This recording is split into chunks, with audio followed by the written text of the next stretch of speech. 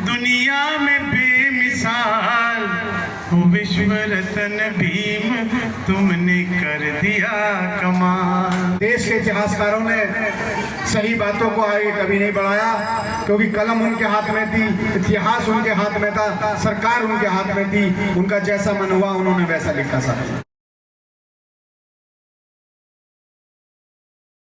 47 में जब हमारा देश आजाद हुआ था तो आजादी तो मिली, मगर आजादी किनको मिली ये हमें नहीं पता। अगर हम आजाद होते तो हमें मूंछ रखने पे मारा नहीं जाता। अगर हम आजाद होते तो हमें एक मटके से पानी पीने पे नहीं मारा जाता। भीम, जय भीम, जय भीम। भाइयों, ये जो है तिरंगा हमारे को ये सौभाग्य में मिला है भीम आर्मी एकता नेशन के द्वारा, ये हमारे साथियों द्वारा जो करा जा रहा है। ये हो सकता है जो है 2024 के बाद हमें सौभाग्य न मिले। जो बाबा साहब ने जो हमारे अंदर जो एक ज्वाला जगाई है, भाई चंद्रशेखर आजाद के नेतृत्व में हम काम कर रहे हैं। के लिए बहुजन मूवमेंट को आगे चलाने के लिए हमें एक इकट्ठा काम करना होगा, हमें एक साथ मिलकर आगे चलना होगा, जब भी हम आजादी पाएंगे। और भाई चंद्रशेखर जी का साथ देना चाहिए। इसलिए चंद्रशेखर भाई को 21वीं सदी का अम्बेडकर कहने में कोई भी संकोच नहीं होना चाहिए। अपने सारे साथियों को जय भीम। साथियों, 15 अगस्त के मौके पर प्रोग्राम सारी गलियों में और अपने साथी करते रहें, जिससे हमारे लोगों को भी पता लगे कि हम लोग भी बाबा साहब का झंडा फहरा सकते हैं। ये गुलामी क्यों है? ये गुलामी इसलिए मेरे दोस्तों, क्योंकि बाबा साहब अम्बेडकर साहब ने एक बात कही थी कि शिक्षित बनो, संगठित रहो और संघर्ष करो। कितने जने शिक्षित हैं 85% में? कितने जने संघर्ष करने में साथ हैं और कितने जने संगठन में साथ हैं? अपने आप में चयन करना पड़ेगा, मनन करना पड़ेगा कि अगर उनको अपने लिए और अपने बच्चों का भविष्य चाहिए तो आपको संगठन से जुड़ना पड़ेगा।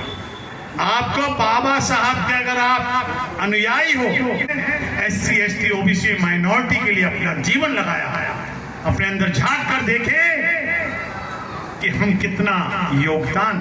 अरे जो लोग कार्य कर रहे हैं संगठन में, अगर आप उनका हौसला बढ़ाओ, हौसला नहीं बढ़ा सकते तो उनको पीछे से ताली बजा के उनको शाबाशी दो। अगर ये कर सकते हो तो हमारे लिए देश में पुनः एक ऐसी आजादी आएगी जिसमें देश में शोषण, महिलाओं के साथ अत्याचार नहीं होगा। बाबा साहब का जो संविधान है, जैसे हमारे प्रभारी साहब ने कहा कि संविधान तो